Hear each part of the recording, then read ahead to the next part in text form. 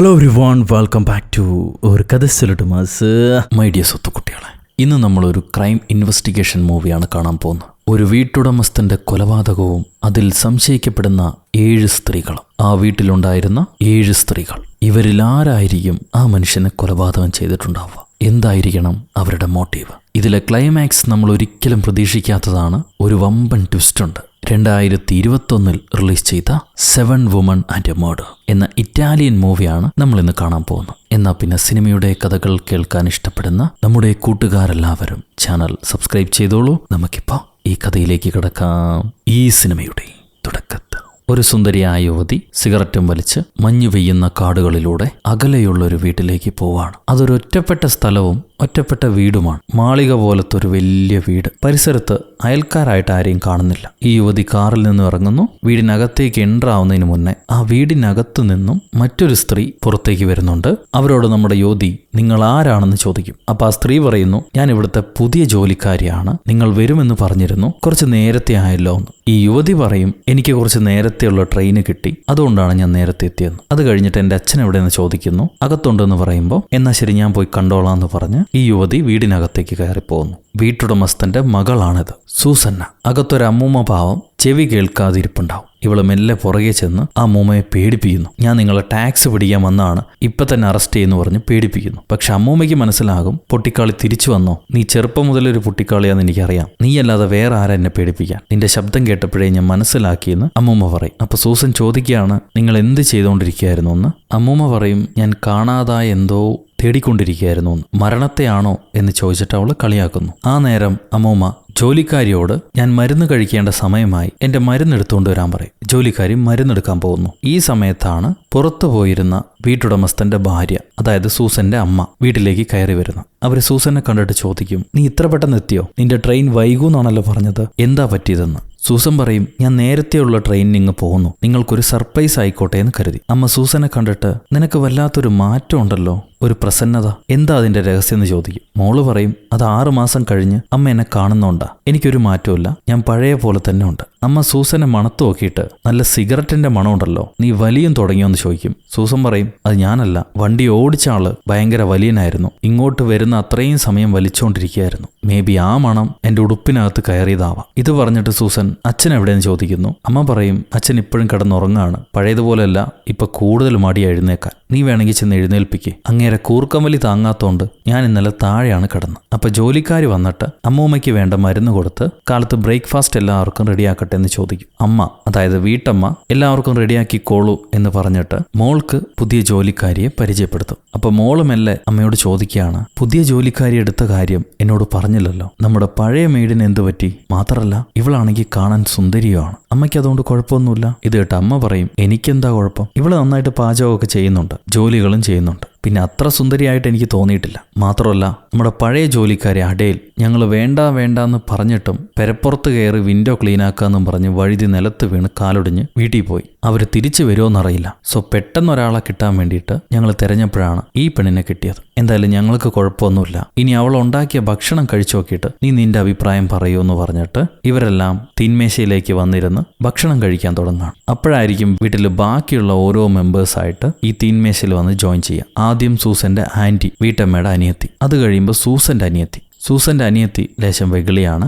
Anti ആണെങ്കിൽ കല്യാണം കഴിയാത്തോണ്ടും ആരെയും പ്രണയിക്കാൻ പറ്റാത്തോണ്ടും അതിന്റെ ഫ്രസ്ട്രേഷനിൽ ജീവിച്ചുകൊണ്ടിരിക്കുന്ന ഒരു പാവ സ്ത്രീ. ഈ സമയത്തായിരിക്കും അമ്മച്ചി ജോലിക്കാരിയോട്, മരിയയോട്, ഭർത്താവിന് കാപ്പി കൊടുത്ത് എഴുന്നേൽപ്പിക്കാൻ പറയുക. മരിയ കാപ്പിയുമായി ഈ വീട്ടുടമസ്ഥന്റെ മുറിക്ക് മുന്നിൽ ചെന്ന് കതവില് മുട്ടും. സൈനോ മാസല്ലോ, ഞാൻ മരിയാണ്, നിങ്ങൾക്ക് വേണ്ടി കാപ്പി കൊണ്ടുവന്നിട്ടുണ്ട്, ഡോറ് തുറക്കാമോ? ആരും ഡോറ് തുറക്കുന്നില്ല. ഇത് കണ്ട് അമ്മച്ചി പറയും, അയാൾ കൂർക്കം വലിച്ച് കിടപ്പാവും, നീ അകത്ത് കയറി ആളെ എഴുന്നേൽപ്പിച്ച് കാപ്പി കൊടുക്കാൻ. വീട്ടമ്മ പറയുന്ന കേട്ട് മരിയ കതക് തുറന്ന് മുറിക്ക് അകത്തേക്ക് പോയി നോക്കും. അയ്യോ എന്നുള്ള അവളുടെ നിലവിളി ശബ്ദമാണ് കേൾക്കുക. പെണ്ണ് പെട്ടെന്ന് പുറത്ത് ഓടി വന്നിട്ട് എല്ലാവരോടും വിളിച്ചു പറയാണ്, മെസല്ലോ കൊല്ലപ്പെട്ടു, മെസല്ലോ കൊല്ലപ്പെട്ടു. അദ്ദേഹത്തിന്റെ പുറത്ത് ആരോ കത്തി കയറ്റി ആളെ കൊന്നിരിക്കുകയാണ്. ഇത് കേട്ട ഉടനെ ഇളയ മകൾ ആ മുറിയിലേക്ക് ഓടി ചെന്ന് കയറുന്നു. അവളും അച്ഛന്റെ അവസ്ഥ കണ്ട് തിരിച്ചിറങ്ങി വന്നിട്ട് എല്ലാരോടും പറയും, അതെ അച്ഛൻ പോയി, അച്ഛൻ ഇനിയില്ല, നമ്മളെ വിട്ടു പോയി എന്ന്. ഈ ഇറങ്ങി വരാൻ നേരം തന്നെ അവള് കതക് ലോക്ക് ചെയ്തിരുന്നു. അമ്മ ഉടനെ ഓടിപ്പോയി ഭർത്താവിന്റെ അവസ്ഥ കാണാൻ വേണ്ടി കതക് തുറക്കാൻ ശ്രമിക്കുകയാണ്. കതക് തുറക്കുന്നില്ല.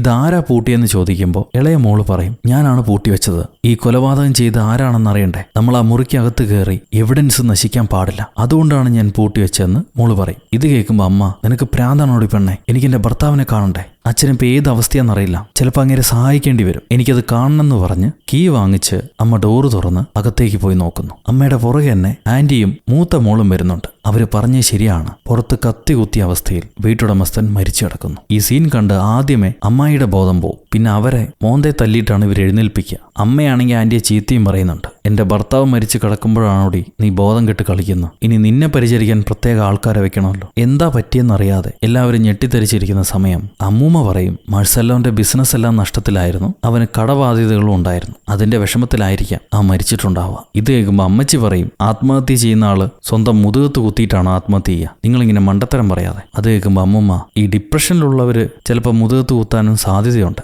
ഈ അമ്മൂമ്മ ശരിക്കും നമ്മുടെ വീട്ടമ്മയുടെ അമ്മയാണ്, മാർസെല്ലോന്റെ അമ്മയല്ല. അതുകൊണ്ട് അമ്മൂമ്മയ്ക്ക് വലിയ വിഷമമുള്ളതായിട്ടൊന്നും കാണുന്നില്ല. ആ സമയം ജോലിക്കാരി മരിയ, എന്തായാലും ഇവിടെ ഒരു കൊലപാതകം സംഭവിച്ചിട്ടുണ്ട്, നമുക്ക് എത്രയും പെട്ടെന്ന് പോലീസുകാരെ വിളിക്കണം എന്ന് പറയും. അപ്പൊ അമ്മൂമ്മയാണെങ്കിൽ എന്റെ മരുമകൻ മരിച്ചു പോയതുകൊണ്ട് എനിക്ക് വിഷമാണ്, ഞാൻ കുറച്ച് കള്ളു കുടിക്കട്ടെ എന്ന് പറഞ്ഞ് വീണ്ടും എടുത്ത് കള്ളു കുടിക്കുന്നുണ്ട്. അവർക്ക് ഈ മഞ്ഞ് വീട്ടിൽ ആകെയുള്ളൊരു എന്റർടൈൻമെന്റ് ഈ കള്ളുകൂടി മാത്രമാണ്. ഇപ്പൊ പോലീസിനെ വിളിക്കണം എന്ന് പറഞ്ഞ് കേട്ട് കൊച്ചുമോൾ ഓടിച്ചെന്ന് ഫോൺ എടുത്ത് പോലീസിനെ വിളിക്കാൻ ശ്രമിക്കുമ്പോൾ ഫോൺ വയർ ആരോ കട്ട് ചെയ്തിരിക്കുക. ഇവർക്ക് ആരെയും കോണ്ടാക്ട് ചെയ്യാൻ പറ്റുന്നില്ല. പെട്ടെന്നാണ് 2ാം നിലയിൽ നിന്നും പൊടുന്നൊരു ശബ്ദം കേൾക്കുന്നു. അവിടെ ആരോ ഉള്ളതായിട്ട് ഇവർക്ക് മനസ്സിലായി. പൊടുന്നനെ കരണ്ടും പോകും. ആരൊക്കെയോ ഈ വീട്ടിൽ എന്തൊക്കെയോ ചെയ്യുന്നുണ്ടെന്നുള്ളത് ഇവർക്ക് മനസ്സിലായി. ഇപ്പൊ 2ാം നിലയിൽ ആരെങ്കിലും ഉണ്ടോന്ന് അറിയാൻ വേണ്ടി ഇവരിൽ തന്നെ ആരെങ്കിലും പോയി നോക്കേണ്ടി വരും. പോകാനാണെങ്കിൽ എല്ലാവർക്കും പേടിയാ. ഞങ്ങൾ കുട്ടികളാണ്, മൂത്തവർ പോന്ന് പറഞ്ഞിട്ട് ഇവര് മൂത്തവരോട് ചോദിക്കുന്നു. മൂത്തവരാണെങ്കിൽ പേടിച്ച് ജോലിക്കാരിയുടെ മുഖത്തേക്ക് നോക്കാണ്. അല്ലെങ്കിലും വീട്ടുകാർ ആദ്യം കുരുതി കൊടുക്കുക വീട്ടിലെ ജോലിക്കാരെ ആവുമല്ലോ. അങ്ങനെ ഇവര് ജോലിക്കാരിയോട് ചോദിക്കുകയാണ്, ദയവേത് പോയി നോക്കുമോന്ന്. ജോലിക്കാരി കയ്യിലൊരു സ്റ്റാച്ചുവും കൊണ്ട് 2ാം നിലയിലേക്ക് കയറിപ്പോവും. കുറച്ച് സമയം കഴിയുമ്പോൾ അവൾ സാധാരണഗതിയിൽ തിരിച്ചിറങ്ങി വന്നിട്ട് പറയും, മോളെ ഞാൻ നോക്കി, എല്ലായിടത്തും പരിശോധിച്ചു, അവിടെ ആരെയും കാണുന്നില്ല. ഇത് പറഞ്ഞു കഴിഞ്ഞിട്ട് ജോലിക്കാരി, ഇന്നലെ രാത്രി മുതൽ നമ്മുടെ പട്ടികൾ കുരച്ചിട്ടില്ല. ഏതെങ്കിലും അപരിചിതർ വരികയാണെങ്കിൽ ഉറപ്പായിട്ടും പട്ടികൾ കുരച്ചിട്ടുണ്ടാവും. എന്നാൽ ഇന്നലെ മുതൽ പട്ടികൾ കുരച്ചിട്ടില്ല. അങ്ങനെയാണെങ്കിൽ ആ പട്ടികൾക്ക് പരിചയമുള്ള ഈ വീടിനകത്തുള്ളവരോ വന്നു പോകുന്നവരോ ആയിരിക്കണം കുറ്റവാളി. ഇത് കേട്ടിട്ട് അമ്മ പറയും, എന്തായാലും നമുക്കൊന്ന് കാപ്പി കുടിച്ചിട്ട് ഇതിനെക്കുറിച്ച് കാര്യമായിട്ട് ആലോചിക്കാം, ആരും ക്ഷീണിക്കണ്ട, വരുമെന്ന് പറഞ്ഞ് ഇവര് കാപ്പി കുടിച്ച് ഈ വിഷയത്തെപ്പറ്റി സംസാരിക്കുകയാണ്. മൂത്ത മോള് ഇന്നലെ വൈകുന്നേരം മുതൽ ഇന്ന് കാലത്ത് വരെ നടന്ന കാര്യങ്ങൾ ഓരോന്നായിട്ട് പ്രിസൈസ് ആയിട്ട് നിങ്ങൾ ഓർത്തു പറയണം, എന്നാലേ നമുക്ക് കുറ്റവാളി ആരാണെന്ന് കണ്ടുപിടിക്കാൻ പറ്റുള്ളൂ. അവസാനമായി നമ്മുടെ ലാൻഡ് ഫോൺ യൂസ് ചെയ്ത് ആരാണ്? ജോലിക്കാരി പറയും, ഇന്ന് കാലത്ത് 7 മണിക്ക് ഞാൻ വിറക് കൊണ്ടുവരുന്നവരെ വിളിച്ചിരുന്നു, അത് കഴിഞ്ഞിട്ട് മറ്റാരും ഫോൺ ചെയ്തതായിട്ട് ഞാൻ ഓർക്കുന്നില്ല. അപ്പൊ മൂത്ത മോള്, അങ്ങനെയാണെങ്കിൽ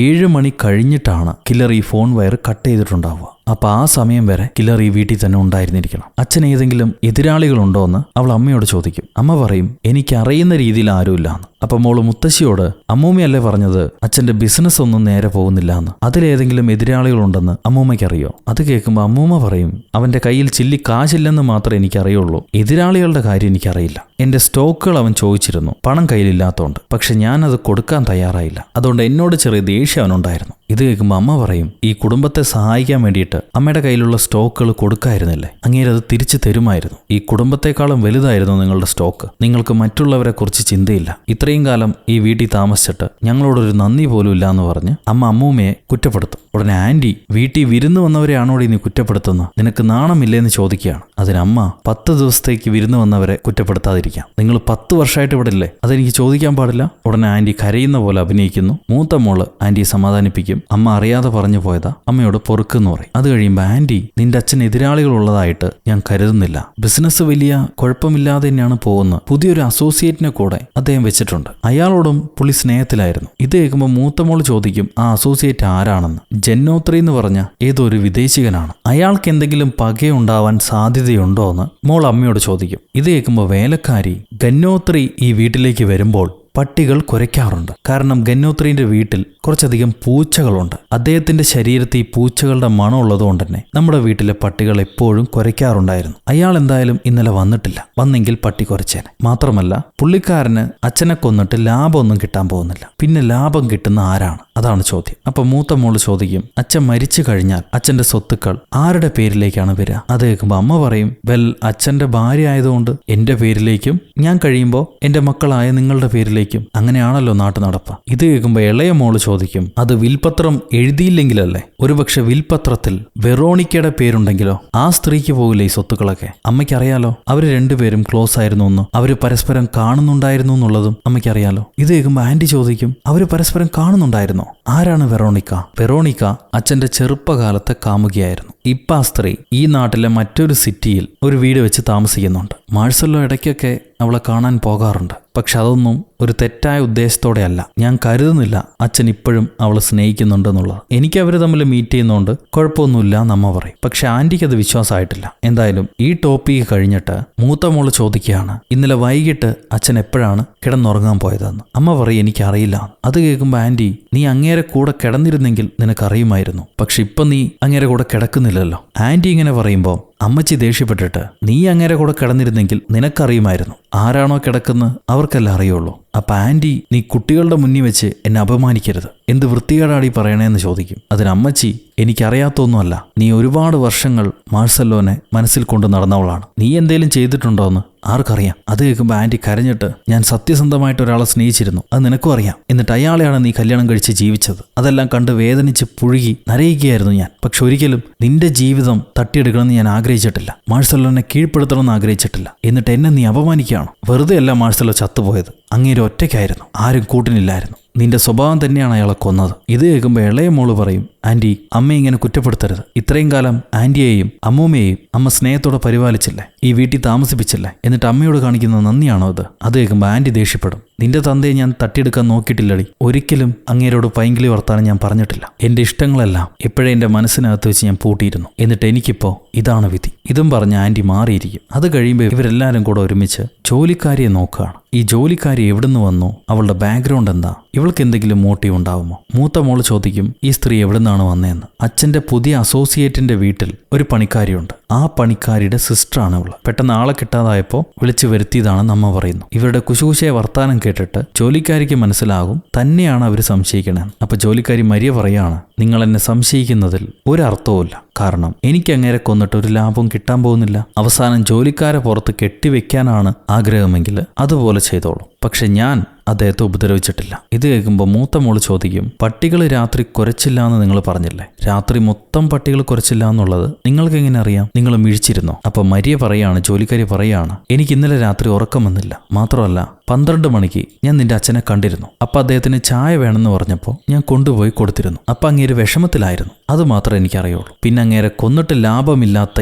ഏക വ്യക്തി ഞാൻ മാത്രമാണ്. അതുകൊണ്ട് എന്നെ ലിസ്റ്റിൽ നിന്ന് ഒഴിവാക്കാം. നിങ്ങളിൽ ആരാണെന്നുള്ളത് നിങ്ങൾ കണ്ടുപിടിച്ചാൽ മതിയെന്ന് ജോലിക്കാരി പറയുന്നു. അപ്പോഴാണ് അമ്മൂമ്മ എന്റെ സ്റ്റോക്ക് കാണാനില്ലേ എന്നും പറഞ്ഞ് കരഞ്ഞുകൊണ്ട് ഓടി വരുന്നു. വീൽ ചെയറും ഉരുട്ടിയിട്ടാണ് അവർ ഓടി വരുന്നത്. അത് ഓടിയല്ലെങ്കിൽ ഉരുണ്ടെന്നോ നിരങ്ങിയെന്നോ എന്ത് വേണമെങ്കിലും പറയാം. അത് നിങ്ങളുടെ ഇഷ്ടം, നിങ്ങളിലേക്ക് വിട്ടുതന്നു. ഇപ്പൊ അമ്മൂമ്മയുടെ സ്റ്റോക്ക് പേപ്പർ കാണുന്നില്ല. അതെവിടെ പോയതാണോ? അതെടുത്തവൻ മുടിഞ്ഞു പോകുന്നു പറഞ്ഞ് അമ്മൂമ്മ ശപിച്ചുകൊണ്ടിരിക്കുക. ആ നേരത്തെ ആന്റി അവരെ ചേച്ചിയുടെ അടുത്തേക്ക് ഓടി വന്നിട്ട്, അതായത് അമ്മയുടെ അടുത്തേക്ക് ഓടി ചെന്നിട്ട് ചോദിക്കുകയാണ്, അമ്മൂമ്മയുടെ സ്റ്റോക്ക് നീയാണോ എടുത്തത്? സത്യം പറ. അമ്മയുടെ സ്റ്റോക്ക് എടുത്ത് വിറ്റിട്ട് ആ പണം കൊണ്ട് നിങ്ങൾക്കുള്ള പ്രശ്നമെല്ലാം പരിഹരിച്ച് സുഖമായിട്ട് ജീവിക്കാനല്ലേ നീ വിചാരിച്ച്? നീ മാഴ്സല്ലോനെ കല്യാണം കഴിച്ചതുപോലും അവന്റെ പണം മോഹിച്ചിട്ടല്ലേ? സത്യം പറ, നീ എന്തിനടുത്ത്? എനിക്കറിയാം നീയാണെന്ന്. ഇത് കേൾക്കുമ്പോൾ അമ്മച്ചി, ഞാൻ പണം മോഹിച്ചിട്ടാണ് മാഴ്സല്ലോനെ കല്യാണം കഴിച്ചെന്നു? നീ എന്ത് ദ്രോഹാടി പറയുന്ന? 25 വർഷം ആ ഗുണ്ടപ്പന്റെ കൂർക്കം വലിയും കേട്ട് ഈ വീട്ടിൽ ഞാൻ നരകിച്ച് കഴിയായിരുന്നു. ഞാൻ 2 പെൺകുട്ടികളെ അയാൾക്ക് കൊടുത്തു. എന്നിട്ട് അയാൾ എനിക്കെന്താ തന്നത്? ഒന്ന് സ്നേഹിച്ച് ചേർത്ത് പിടിക്കുക പോലും ചെയ്തിട്ടില്ല. എന്നിട്ടും ഞാൻ നരകിച്ചും വേദനിച്ചും ഈ വീട്ടിൽ ജീവിച്ചുകൊണ്ടിരിക്കുക.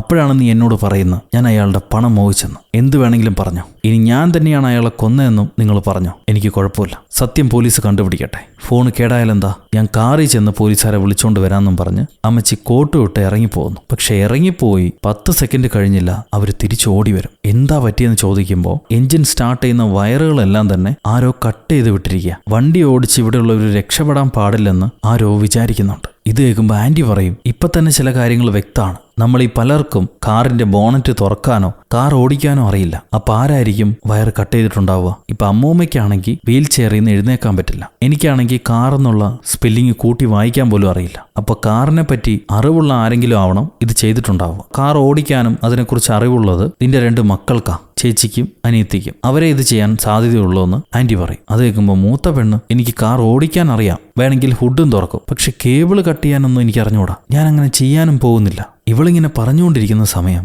ഈ വീടിന്റെ പരിസരത്തൂടെ ആരോ നടക്കുന്ന ഇവർ കാണും. എല്ലാവരും പേടിക്കുകയാണ്. ഒരു നിഴല് കാണാം. ഇവർ പേടിച്ചരണ്ട് നിൽക്കുമ്പോൾ ആരോ കതകി മുട്ടി കതക് തുറന്ന് അകത്തേക്ക് വരുന്നു. ഒരു സ്ത്രീയാണത്. ഞാൻ നിങ്ങളെ പേടിപ്പിച്ചോ എന്ന് ആ സ്ത്രീ ചോദിക്കും. ഇവരെല്ലാരും കൂടെ പറയും വെറോണിക്ക, അവൾ വന്നിരിക്കുന്നു. എന്തിനാണ് അവൾ വന്നത്? ഈ വെറോണിക്കയാണ് അച്ഛന്റെ ചെറുപ്പകാല കാമുകി. നീ എന്തിനാണ് വന്നതെന്ന് ഇവർ ചോദിക്കും. വെറോണിക്ക പറയും 1 മണിക്കൂർ മുന്നേ എനിക്കൊരു കോൾ ലഭിച്ചു. മാഴ്സല്ലോ കൊല്ലപ്പെട്ടു എന്നായിരുന്നു ആരോ എന്നെ വിളിച്ചു പറഞ്ഞത്. അത് സത്യമാണോ എന്നറിയാൻ വേണ്ടിയിട്ടാണ് ഞാൻ നേരിട്ട് വന്നത്. എനിക്ക് മാഴ്സലോനെ കാണണം. എവിടെയാണ് മാഴ്സലോ? നിങ്ങളെല്ലാവരും മാറൂ, ഞാൻ അങ്ങേരെ ചെന്ന് കാണട്ടെ എന്നും പറഞ്ഞ് വെറോണിക്ക നേരെ മാഴ്സലോന്റെ മുറി ചെന്ന് കതകി മുട്ടും. കതക് തുറക്കുന്നില്ല. ഈ ഡോർ ആരാ പൂട്ടിയത്? തുറന്നു തരൂ എന്ന് വെറോണിക്ക വീട്ടുകാരോട് ചോദിക്കുകയാണ്. അപ്പൊ അമ്മച്ചി പറയും മാഴ്സലോ ശരിക്കും മരണപ്പെട്ടു, അതുകൊണ്ടാണ് ഞങ്ങളും പേടിച്ചിരിക്കണേ. ഫോണിൽ നിന്നെ ആരാണ് വിളിച്ചതെന്ന് ഇവർ ചോദിക്കുന്നുണ്ട്. ആരാ വിളിച്ചെന്നറിയില്ല, ഒരു സ്ത്രീ ആയിരുന്നു എന്ന് വെറോണിക്ക പറയുന്നു. അതേതാ സ്ത്രീ എന്ന് ഇവർക്ക് മനസ്സിലാവുന്നില്ല. ഇപ്പോ വെറോണിക്ക മാഴ്സലോ എങ്ങനെയാണ് കൊല്ലപ്പെട്ടെന്ന് ചോദിക്കുമ്പോൾ പുറത്താരോ കുത്തിക്കൊന്നാണെന്ന് വീട്ടുകാർ പറയും. എനിക്കത് നേരിട്ട് കണ്ട് ബോധ്യമാവണം. ഈ കതക് തുറക്കാനുള്ള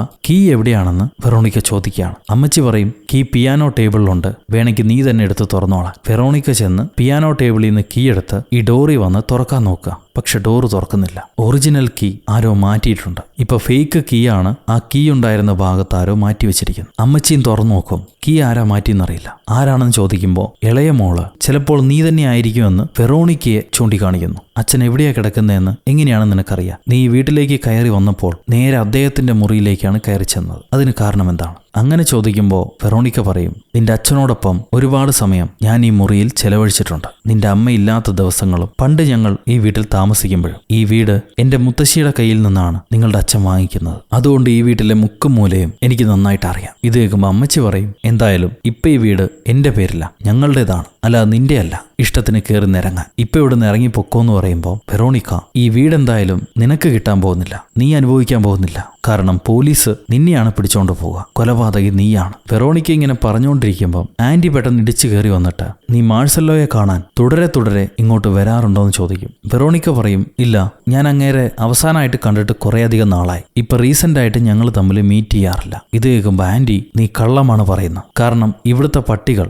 നിന്നെ കണ്ട് കുരച്ചിട്ടില്ല. അങ്ങനെയാണെങ്കിൽ തുടർച്ചയായി നീ ഇങ്ങോട്ട് വന്നിട്ടുണ്ടാവണം. ആ പട്ടികൾക്ക് നിന്നെ അറിയാമായിരിക്കും. പട്ടികൾ എന്തായാലും ചതിക്കില്ല. നീയാണ് കള്ളിയെന്ന് ഞങ്ങൾക്കിപ്പോൾ മനസ്സിലായി. അത് കേൾക്കുമ്പോൾ വെറോണിക്ക പറയും ഓ നിങ്ങളാണ് ആന്റി അഗസ്റ്റിന അല്ലേ? നിങ്ങളെക്കുറിച്ച് മാഴ്സലോ പറഞ്ഞിട്ടുണ്ട്. ആന്റി ഇത് കേട്ട ഉടനെ എൻ്റെ ചേച്ചി 2 പെൺകുട്ടികൾക്ക് ജന്മം നൽകി. ആ 2 പെൺകുട്ടികൾ എന്നെ ആന്റി അഗസ്റ്റിന എന്ന് വിളിച്ചപ്പോൾ ഈ നാട്ടിലുള്ള എല്ലാവർക്കും ഞാൻ ആന്റി ആയിട്ട് മാറിയോടി. നിനക്കെപ്പോഴാണ് ഞാൻ ആന്റി ആയത്? അത് കേൾക്കുമ്പോൾ വെറോണിക്ക പറയും മാഴ്സലോ നിങ്ങളെക്കുറിച്ച് ഒരുപാട് എന്നോട് സംസാരിച്ചിട്ടുണ്ട്. അങ്ങനെയാണ് നിങ്ങളെ എനിക്കറിയാം. മാഴ്സലോ തന്നെക്കുറിച്ച് സംസാരിച്ചു എന്ന് കേൾക്കുമ്പോൾ ആന്റിക്ക് സന്തോഷമാവും. എന്താ പറഞ്ഞത്? ഞങ്ങളുടെ ഇഷ്ടങ്ങളെല്ലാം ഒരുപോലെയാണെന്ന് മാഴ്സലോ പറഞ്ഞു. അത് കേൾക്കുമ്പോൾ വെറോണിക്ക അതിനെക്കുറിച്ചൊന്നും പറഞ്ഞിട്ടില്ല. നീ കുറച്ച് പൊട്ട പുസ്തകങ്ങൾ മാഴ്സലോയ്ക്ക് കൊടുത്തിട്ടുണ്ട്, അതിനെക്കുറിച്ചാണ് പറഞ്ഞതെന്ന് പറയും. ഇത് പറഞ്ഞു കഴിഞ്ഞിട്ട് വെറോണിക്ക ഇനിയിപ്പോൾ നിങ്ങളോട് സംസാരിച്ചിട്ട് കാര്യമില്ല, കൊലപാതകിയെ പോലീസ് കണ്ടുപിടിക്കട്ടെ, ഞാൻ മരണച്ചടങ്ങിലേക്ക് വരാം, ഇപ്പം ഞാൻ പോകുന്നു, വീണ്ടും ഞാൻ തിരിച്ചു വരുന്നു പറഞ്ഞിട്ട് വെറോണിക്ക ഇറങ്ങിപ്പോവാൻ നിൽക്കുക. എന്നാൽ കൊച്ചുമോള് നിനക്ക് ഇപ്പം ഇവിടുന്ന് പോകാൻ കഴിയില്ല,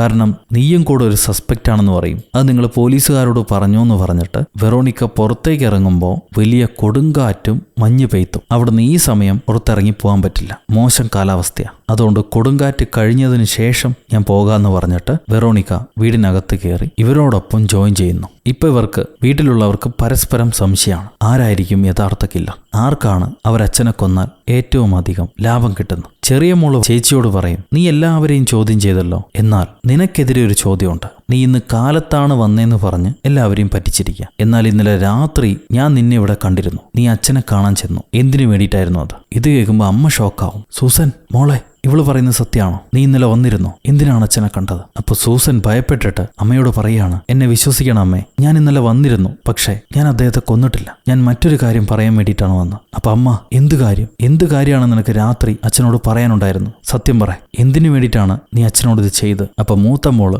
അമ്മേ ഞാൻ പറയുന്നത് സത്യമാണ്, നിങ്ങളായിട്ട് ഓരോന്ന് കൽപ്പിച്ച് കൂട്ടല്ലേ, ഞാൻ അച്ഛനൊന്നും ചെയ്തിട്ടില്ല. അച്ഛനുമായിട്ട് ഒന്ന് പ്രൈവറ്റ് കാര്യങ്ങൾ സംസാരിക്കണമെന്നുണ്ടായിരുന്നു, അതുകൊണ്ടാണ് രാത്രി വന്ന്. ഇത് കേൾക്കുമ്പോൾ ആന്റി പറയും, പ്രൈവറ്റ് കാര്യങ്ങൾ സംസാരിക്കാൻ ഞങ്ങൾ എല്ലാവരും ഉണ്ടല്ലോ, നമ്മളെല്ലാവരും ഒരു കുടുംബമാണ്, ഇവിടെയാണ് നീ പറയേണ്ടത്. എന്താണത്? അമ്മയും ചോദിക്കും, എന്താണത്? സത്യം പറ, സത്യം തുറന്നു പറ. അപ്പൊ മോള്, അച്ഛനാ സത്യം നിങ്ങളോട് പറഞ്ഞില്ലേ എന്ന് ചോദിക്കും. അമ്മ പറയും, അച്ഛൻ മരിച്ചുപോയി, അതുകൊണ്ട് പറഞ്ഞില്ല എന്ന്. അപ്പൊ സൂസൻ മെല്ലെ ചെന്ന് ഒരു സമ്മാന പൊതി എടുത്തോണ്ട് വരാണ്. അതവള് അമ്മയുടെ നേർക്ക് നീട്ടും. അമ്മ തുറന്നു നോക്കുമ്പോൾ കൊച്ചു കുഞ്ഞിന്റെ 2 സോക്സ് ആണത്. അതായത് ഈ കുടുംബത്തിലേക്ക് ഒരു കുഞ്ഞു വരുന്നു എന്നതിനുള്ള പ്രതീകം. ഇത് കാണുമ്പോൾ അമ്മ, മാഴ്സലോയ്ക്ക് കുട്ടി ഉണ്ടാവാൻ പോവാണോ എന്ന് ചോദിക്കും. വെറോണിക്ക പറയും, എന്തായാലും എന്നിലല്ല, ഞാൻ ഗർഭിണിയല്ല. ആന്റിയും പറയാണ്, എന്റെ ഒപ്പവും അങ്ങനെ കുട്ടി ഉണ്ടാവാൻ സാധ്യതയില്ല എന്ന്. പിന്നെ ആരുടെ കൂടെയാണ്? എന്താ സംഭവിക്കുന്നത്? അപ്പൊ മോള്, അമ്മ എന്തൊക്കെയാണ് ഇങ്ങനെ ചിന്തിച്ചു കൂട്ടുന്നത്? അച്ഛനല്ല, ഞാനാണ് ഗർഭിണി, എനിക്കാണ് കുഞ്ഞുണ്ടാവാൻ പോകുന്നത്. ഞാനത് അച്ഛനോട് പറയാൻ വേണ്ടിയിട്ടാണ് രാത്രി വന്നത്, കാലത്ത് നിങ്ങളെല്ലാവരെയും അറിയിക്കാമെന്ന് വിചാരിച്ചു. ഇവരിങ്ങനെ സംസാരിച്ചുകൊണ്ടിരിക്കുമ്പോൾ ജോലിക്കാരി വന്നിട്ട്, മാഡാം, ഇന്നലെ മാഴ്സല്ലോ സാറ് പറഞ്ഞ വിഭവങ്ങളെല്ലാം റെഡിയാക്കിയിട്ടുണ്ട്, ഇന്ന് ക്രിസ്മസ് അല്ലേ, പ്രത്യേകം ഡിഷുകൾ റെഡിയാക്കിയിട്ടുണ്ട്, നിങ്ങൾ ആരും കഴിച്ചില്ലെങ്കിൽ അത് കളയേണ്ടി വരും. ഇനിയിപ്പോൾ അത് എടുക്കാതിരിക്കണം, എന്താണ് ചെയ്യേണ്ടത്? അമ്മച്ചി പറയും, ഇനിയിപ്പോൾ ഉണ്ടാക്കിയത് കളയണ്ട, എന്തായാലും ഒരു കുഞ്ഞു വരുമല്ലേ, കൊണ്ടുവന്നോളൂ എന്ന് പറയാണ്. അങ്ങനെ ക്രിസ്മസിന് വേണ്ടി ഉണ്ടാക്കിയ പലതരം വിഭവങ്ങൾ ടേബിളിലേക്ക് വരുന്നു. എല്ലാവരും അനാവശ്യത്തിന് വെട്ടി വിഴുങ്ങുന്നുണ്ട്. ഒരു മരണം നടന്ന വീടാണെന്ന് ആലോചിക്കണം. എന്തായാലും വിശപ്പാണല്ലോ. ഭക്ഷണം എല്ലാം കഴിച്ചു കഴിഞ്ഞിട്ട് വെറോണിക്ക ജോലിക്കാരിയോട് പറയും, ഭക്ഷണം അതിഗംഭീരമായിരിക്കുന്നു, നിനക്ക് പ്രത്യേക കഴിവുണ്ട്. പക്ഷെ എന്റെ സംശയം, നീ കുടുംബത്തെയെല്ലാം വിട്ട് ഇത്രയും ദൂരം വന്ന് ജോലി ചെയ്യുന്ന എന്തിനാണ്? അതിന്റെ ആവശ്യമുണ്ടോ? എനിക്കതിൽ കുഴപ്പമൊന്നുമില്ല എന്ന് ജോലിക്കാരി മരിയ പറയും. പക്ഷേ അപ്പൊ വെറോണിക്ക, താൻ ഈ കഷ്ടപ്പെട്ട് പാചകം ചെയ്യുന്നത് ഈ കുടുംബത്തെ സന്തോഷിപ്പിക്കാനല്ല എന്നെനിക്ക് മനസ്സിലാകുന്നുണ്ട്. സത്യം പറ, താൻ ഈ വീട്ടിൽ നിൽക്കാനുള്ള കാരണം എന്താണ്? അത് കേൾക്കുമ്പോൾ മരിയ പറയും, നിങ്ങളുടെ ഊഹങ്ങൾ ശരിയാണ്, ഞാൻ ഈ കുടുംബത്തിന് വേണ്ടിയിട്ടല്ല ഈ വീട്ടിൽ നിൽക്കുന്നു, മാഴ്സലോയ്ക്ക് വേണ്ടിയിട്ടാണ്. ഇപ്പൊ മാഴ്സല്ലോ മരിച്ചു കഴിഞ്ഞു, ഇനി ഞാൻ ഇവിടെ നിൽക്കുന്നതിൽ കാര്യമില്ല, അതുകൊണ്ട് ഞാൻ ഇവിടെ വിട്ട് പോവുകയാണ് എന്ന് പറഞ്ഞിട്ട്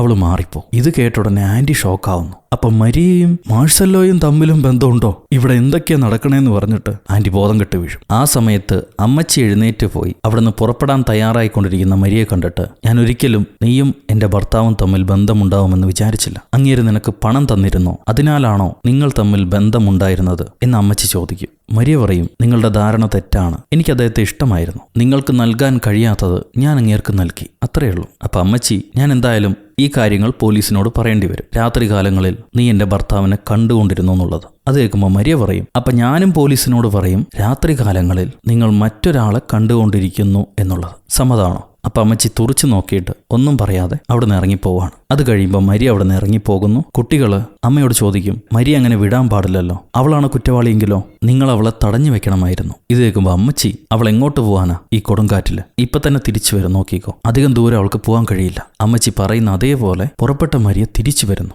പക്ഷെ കൊടുങ്കാറ്റ് കൊണ്ടല്ല, ഇവരെ കോമ്പൗണ്ട് ഗേറ്റ് ആരോ ചെയിനിട്ട് പൂട്ടി വെച്ചിരിക്കുക, അത് തുറക്കാൻ കഴിയുന്നില്ല. മരിയ പറയും, നമ്മളിൽ ആരോ ഒരാൾ തന്നെയാണ് കൊലയാളി, അതിപ്പോ നമുക്ക് കണ്ടുപിടിക്കണം. അപ്പൊ ഇളയ മോള്, അങ്ങനെ കണ്ടുപിടിക്കണമെങ്കിൽ നമ്മൾ ഓരോരുത്തരായി നമ്മളുടെ രഹസ്യങ്ങൾ, ആരും അറിയാത്ത രഹസ്യങ്ങൾ ഇപ്പൊ തുറന്നു പറയണം, എല്ലാവരും കൺഫസ് ചെയ്യണം, എന്നാലേ യഥാർത്ഥ പ്രതിയെ നമുക്ക് കണ്ടുപിടിക്കാൻ പറ്റുള്ളൂ. ആരാണ് ആദ്യം തന്റെ രഹസ്യം പറയാൻ പോകുന്നത്? അപ്പൊ വെറോണിക്ക, ഞാനൊരു രഹസ്യം പറയാം, പക്ഷേ അതെന്നെ പറ്റിയുള്ള രഹസ്യമല്ല, അഗസ്റ്റീനയെ പറ്റിയുള്ള രഹസ്യമാണ്.